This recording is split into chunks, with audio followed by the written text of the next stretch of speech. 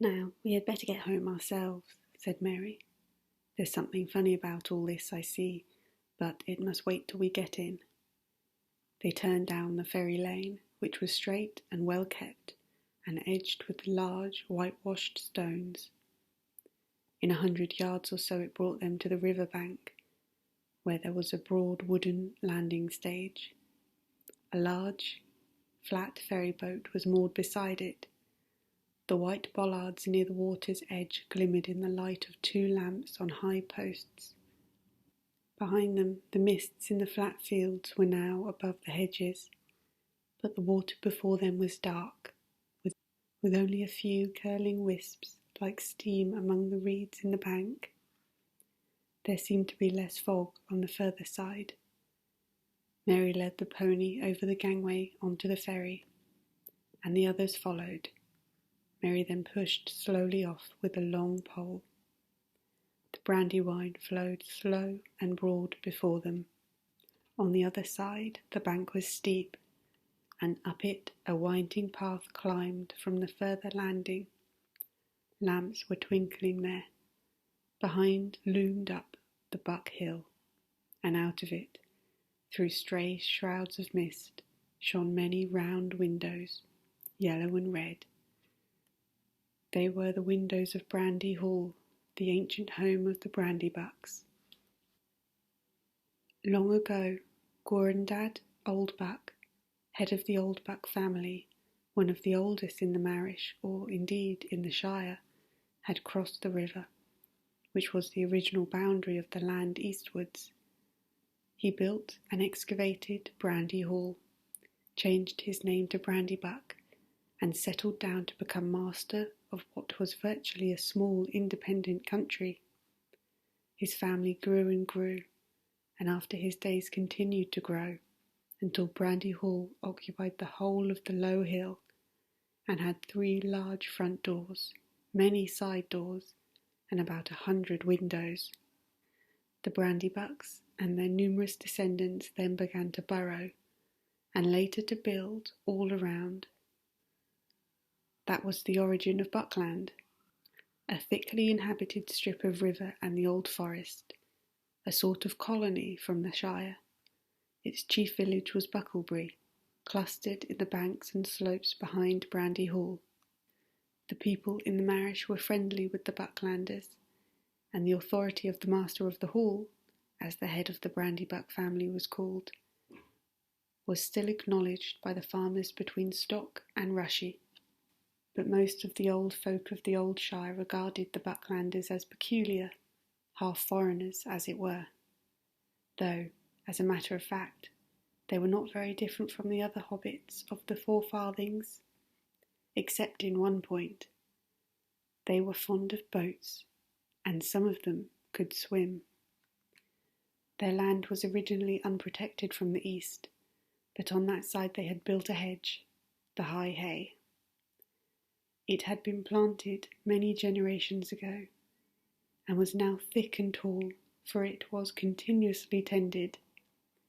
It ran all the way from the Brandywine Bridge, in a big loop curving away from the river, to Haysend, where the Withywindle flowed out of the forest into the Brandywine. Well over 20 miles from end to end, but of course it was not a complete protection. The forest drew closer to the hedge in many places. The Bucklanders kept their doors locked after dark, and that also was not usual in the Shire. The ferry boat moved slowly across the water. The Buckland shore drew nearer. Sam was the only member of the party who had not been over the river before.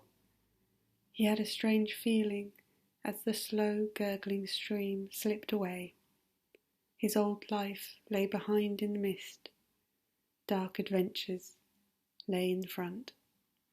He scratched his head, and for a moment had a passing wish that Mr. Frodo could have gone on living quietly at Bag End. The 4 hobbits stepped off the ferry.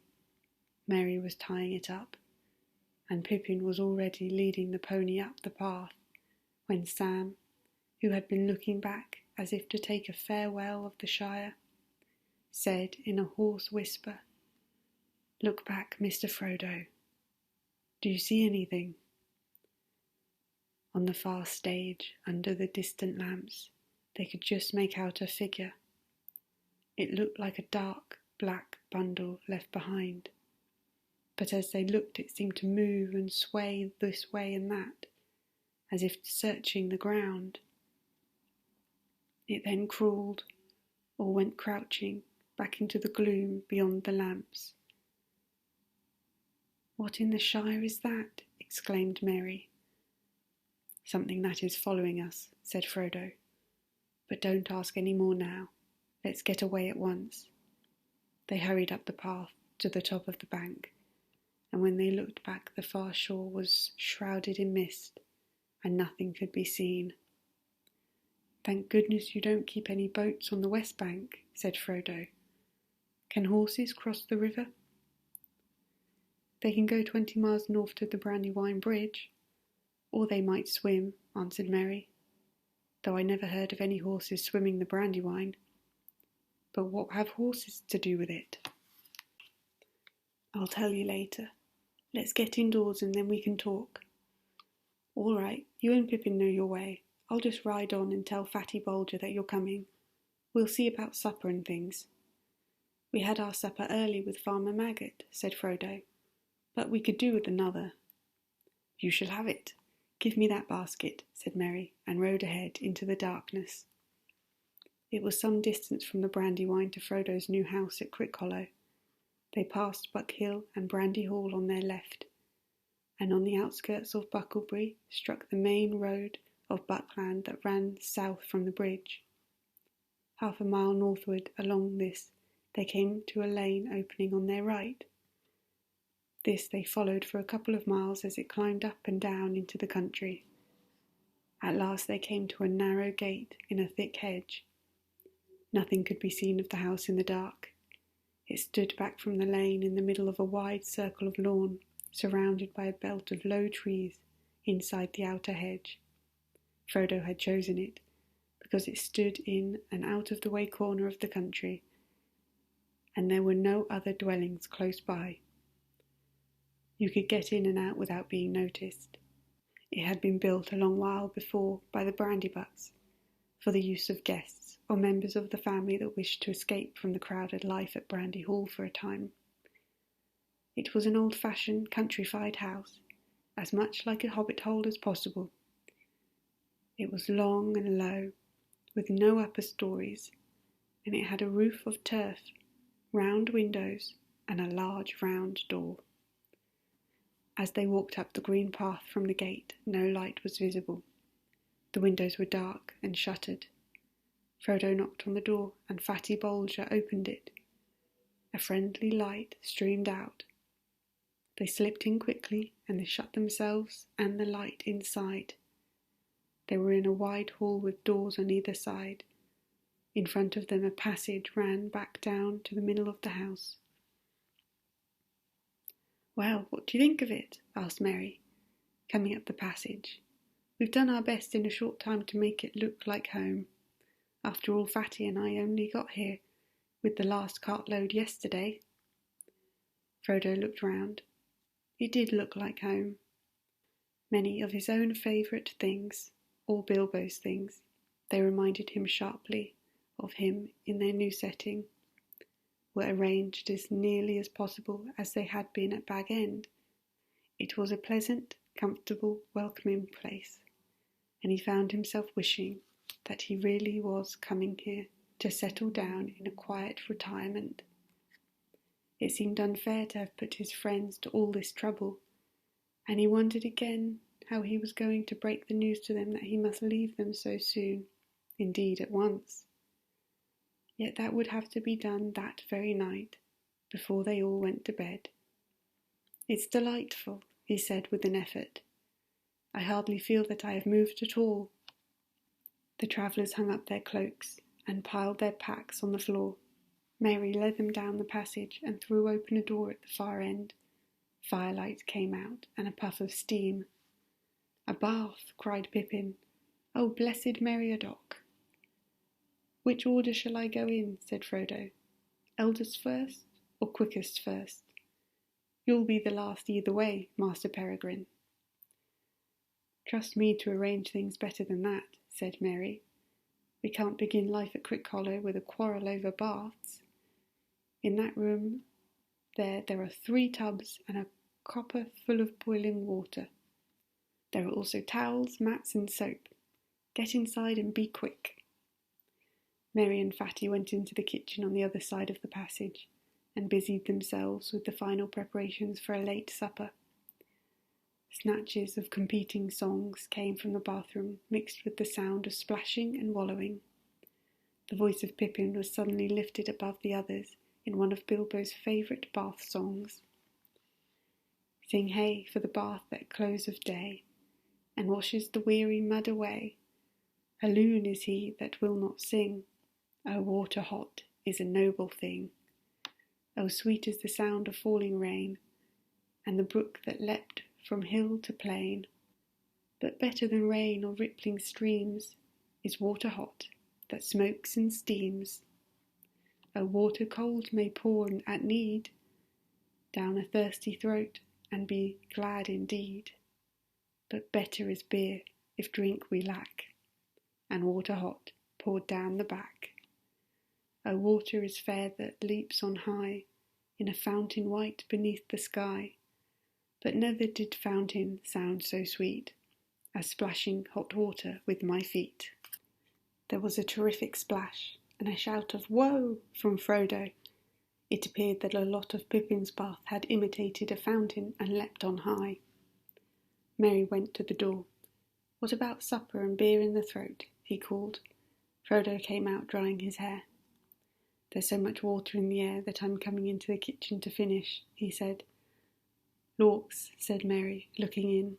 The stone floor was swimming. "You ought to mop all that up before you get anything to eat, Peregrine," he said.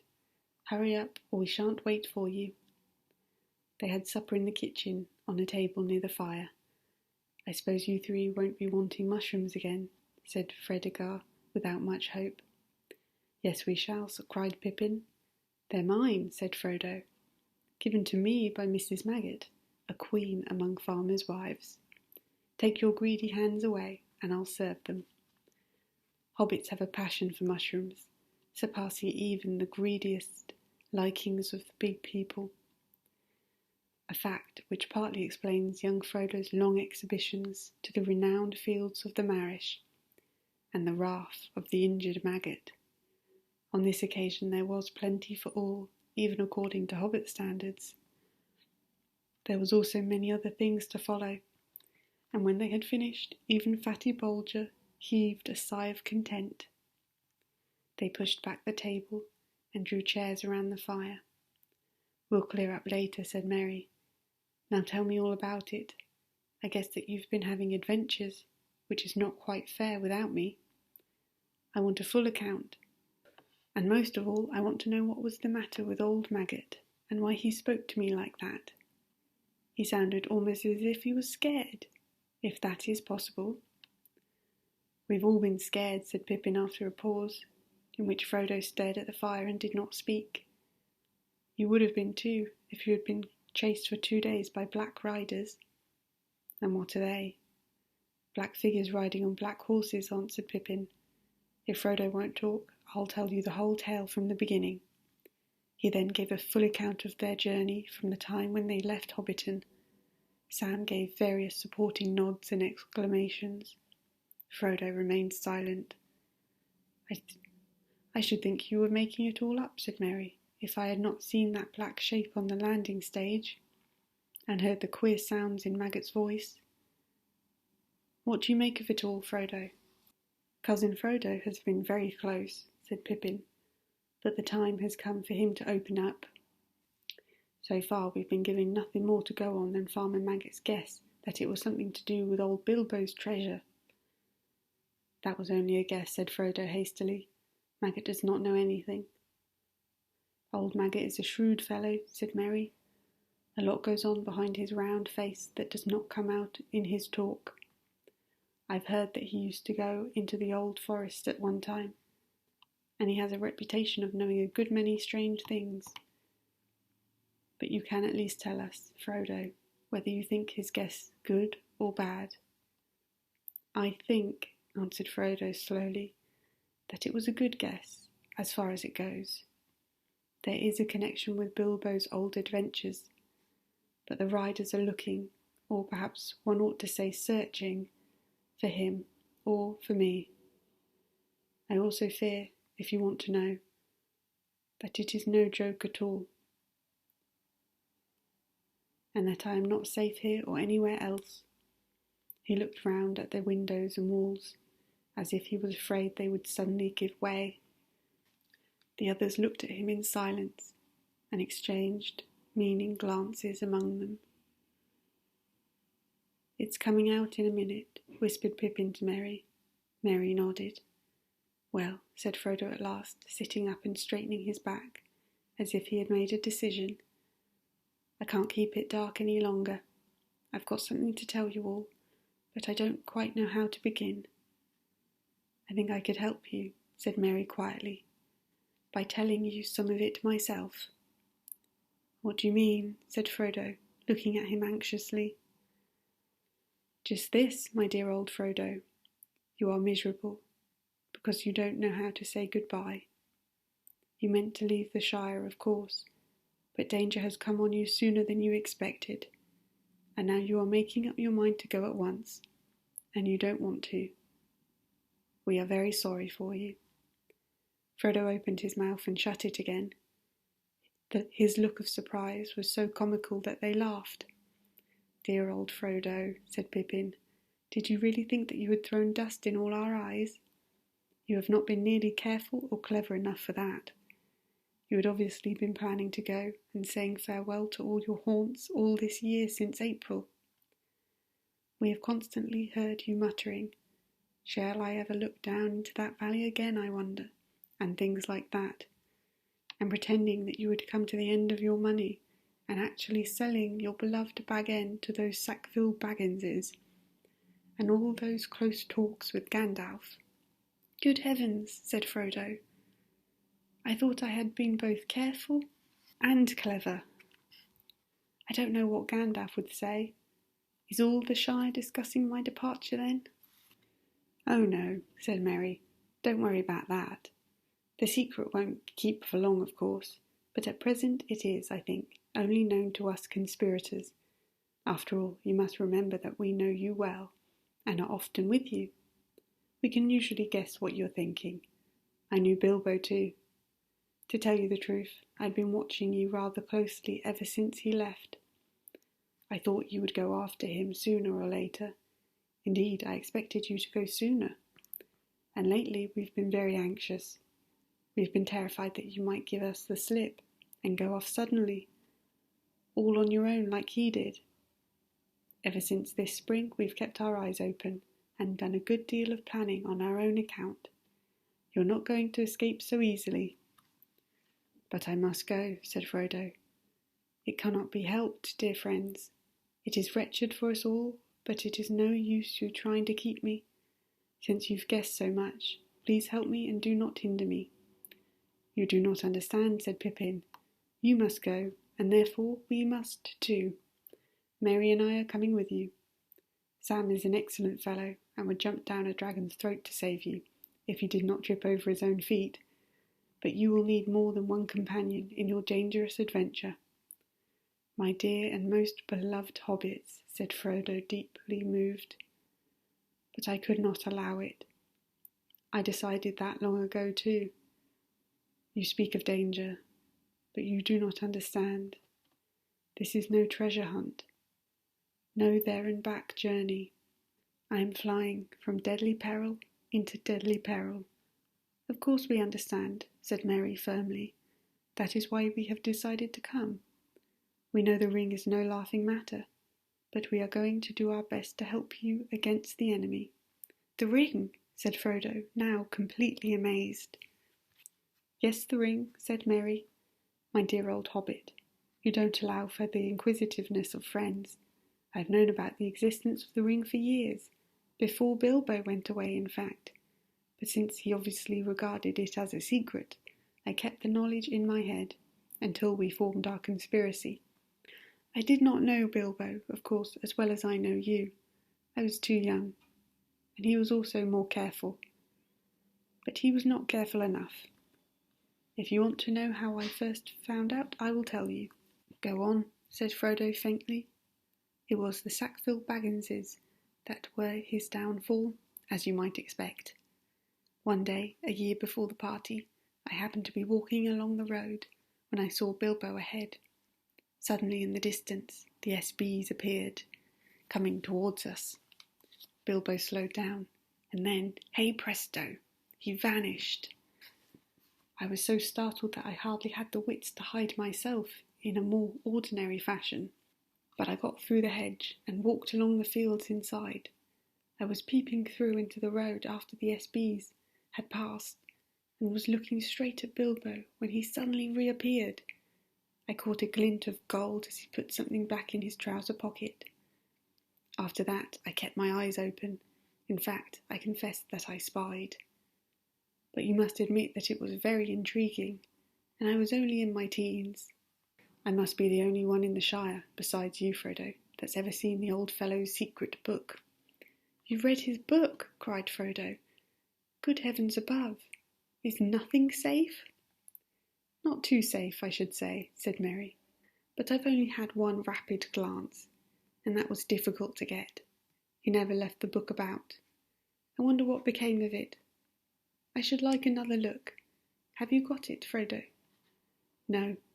It was not at Bag End. He must have taken it away. Well, as I was saying, Merry proceeded, I kept my knowledge to myself till this spring when things got serious. Then we formed our conspiracy. And as we were serious too, and meant business, we had not been too scrupulous. You are not a very easy nut to crack, and Gandalf is worse. But if you want to be introduced to our chief investigator, I can produce him. Where is he? Said Frodo, looking around as if he expected a masked and sinister figure to come out of a cupboard. Step forward, Sam, said Merry, and Sam stood up with a face scarlet up to the ears. He's our collector of information, and he collected a lot, I can tell you, before he was finally caught. After which, I may say, he seemed to regard himself as on parole, and dried up. Sam, cried Frodo, feeling that amazement could go no further, and quite unable to decide whether he felt angry, amused, relieved, or merely foolish. Yes, sir, said Sam, begging your pardon, sir, but I meant no wrong to you, Mr. Frodo, nor to Mr. Gandalf for that matter. He has some sense, mind you, and when you said go alone, he said no, take someone you can trust. But it does not seem that I can trust anyone, said Frodo. Sam looked at him unhappily. It all depends on what you want, put in Merry.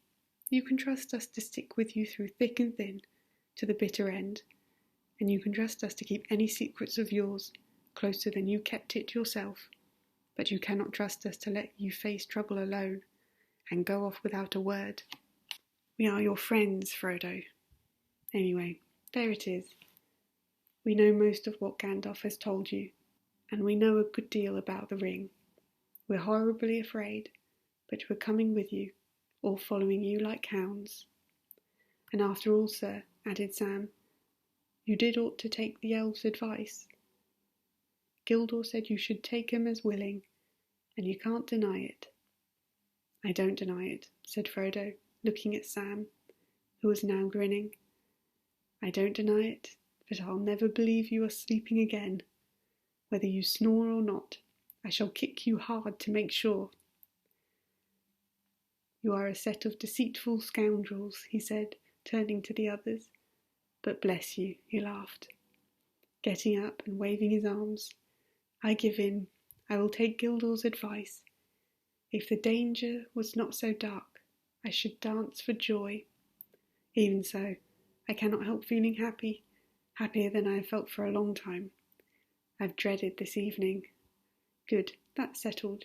3 cheers for Captain Frodo and company, they shouted, and they danced round him. Merry and Pippin began a song which they had apparently got ready for the occasion. It was made on the model of the dwarf song that started Bilbo on his adventure long ago, and went to the same tune. Careful we call to hearth and hall, through wind may blow and rain may fall, we must away ere break of day, and over wood and mountains tall, to Rivendell, where elves yet dwell, in glades beneath the misty fell. Through moors and waste we ride in haste, and whither, then, we cannot tell. With foes ahead and behind us dread, beneath the sky shall be our bed, until at last our toil be past, our journey done, our errand sped. We must away, we ride before the break of day. Very good, said Frodo, but in that case there are a lot of things to do before we go to bed, under a roof for tonight at any rate. Oh, that was poetry, said Pippin. Do you really mean to start before the break of day? I don't know, answered Frodo. I fear those black riders, and I'm sure it is unsafe to stay in one place long, especially in a place to which it is known I am going. Also, Gildor advised me not to wait, but I should very much like to see Gandalf. I could see that even Gildor was disturbed when he heard that Gandalf had never appeared. It really depends on two things. How soon could the riders get to Bucklebury, and how soon could we get off? It will take a good deal of preparation. The answer to the second question, said Merry, is that we could get off in an hour. I have prepared practically everything. There are 6 ponies in a stable across the field. Stores and tackle are all packed, except for a few extra clothes, and the perishable food. Seems to have been a very efficient conspiracy, said Frodo. But what about the Black Riders? Would it be safe to wait one day for Gandalf? That all depends on what you think the riders would do if they found you here, answered Merry. They could have reached here by now, of course, if they were not stopped at the North Gate, where the hedge runs down to the river bank, just this side of the bridge. The gate guards would not let them through by night, though they might break through. Even in the daylight they would try to keep them out, I think, at any rate until they got a message through to the master of the hall, for they would not like the look of the riders, and would certainly be frightened by them. But, of course, Buckland cannot resist a determined attack for long, and it's possible that in the morning even a black rider that rode up and asked for Mr. Baggins would be let through. It is pretty generally known that you are coming back to live at Crickhollow. Frodo sat for a while in thought. I've made up my mind, he said finally. I'm starting tomorrow as soon as it is light. But I am not going by road. It would be safer to wait here than that. If I go through the North Gate, my departure from Buckland would be known at once, instead of being secret for several days at least, as it might be. And what is more, the bridge and the east road near the borders will certainly be watched, whether any rider gets into Buckland or not. We don't know how many there are, but there are at least 2, and possibly more. The only thing to do is to go off in a quite unexpected direction. But that can only mean going into the old forest, said Fredegar, horrified. You can't be thinking of doing that. It's quite as dangerous as black riders. Not quite, said Merry. It sounds very desperate, but I believe Frodo is right. It is the only way of getting off without being followed at once. With luck, we might get a considerable start. But you won't have any luck in the old forest, objected Fredegar. No one ever has luck in there. You'll get lost. People don't go in there. Oh yes, they do, said Merry. The Brandybucks go in, occasionally, when the fit takes them. We have a private entrance. Frodo went in once, long ago. I've been in several times, usually in daylight, of course, when the trees are sleepy and fairly quiet. Well, do as you think best, said Fredegar. I'm more afraid of the old forest than of anything I know about. The stories about it are a nightmare. But my vote hardly counts, as I am not going on the journey. Still, I'm very glad someone is stopping behind. Who can tell Gandalf what you've done, when he turns up, as I'm sure he will before long. Fond as he was of Frodo, Fatty Bulger had no desire to leave the Shire, nor to see what lay outside it. His family came from the East Farthing, from Budgeford in Bridgefields, in fact, but he had never been over the Brandywine Bridge. His task, according to the original plans of the conspirators, was to stay behind and deal with inquisitive folk, and to keep up as long as possible the pretence that Mr. Baggins was still living at Crick Hollow. He had even brought along small clothes of Frodo's to help him in playing the part. They little thought how dangerous that part might prove. "Excellent," said Frodo, when he understood the plan. "We could not have left any message behind for Gandalf otherwise. I don't know whether these riders can read or not, of course, but I should not have dared to risk a written message, in case they got in and searched the house. But if Fatty is willing to hold the fort, and I can be sure of Gandalf knowing the way we have gone, that decides me. I'm going into the Old Forest first thing tomorrow." "Well, that's that," said Pippin. "On the whole, I would rather have our job than Fatty's, waiting here till Black Riders come." "You wait till you are well inside the forest," said Fredegar. "You'll wish you were back here with me before this time tomorrow." "It's no good arguing about it any more," said Merry.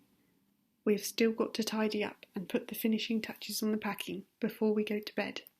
I shall call you all before the break of day." When at last he had got to bed, Frodo could not sleep for some time. His legs ached, and he was glad that he was riding in the morning. Eventually he fell into a vague dream, in which he seemed to be looking out of high windows over a dark sea of tangled trees. Down below among the roots there was a sound of creatures crawling and snuffling. He felt they would smell him out sooner or later. Then he heard a noise in the distance. At first he thought it was a great wind coming over the leaves of the forest. Then he knew that it was not leaves, but the sound of the sea far off, a sound he had never heard in waking life, though it had often troubled his dreams. Suddenly he found that he was in the open. There were no trees after all. He was on a dark heath, and there was a strange salt smell in the air. Looking up, he saw before him a tall white tower, standing alone on a high ridge. A great desire came over him to climb the tower and see the sea. He started to struggle up the ridge towards the tower, but suddenly a light came in the sky, and there was a noise of thunder